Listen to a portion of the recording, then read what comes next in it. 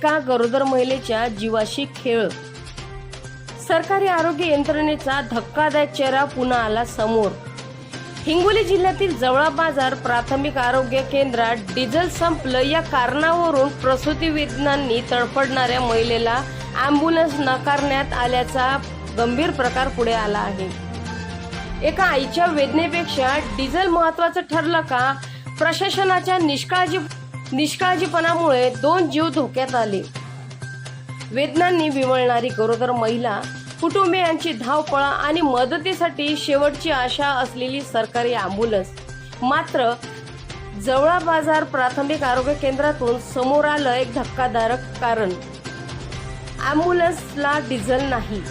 होय, जवळा बाजारच्या नालेगाव येथील मनीषा इंगळे या गरोदर महिलेला तातडीची वैद्यकीय मदत हवी होती। मात्र आरोग्य केंद्रातून ॲम्ब्युलन्स देण्यास नकार देण्यात आल्याचा आरोप कुटुंबियांनी केला।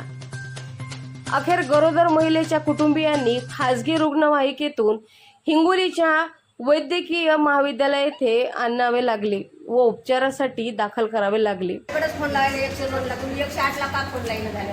मग आम्ही 108 ला फोन लावला तर 108 ची गाडी काय म्हणते 1-1.5 घंट्याने येईल। आता गाडी नाही, मग कशी गाडी नाही यायची?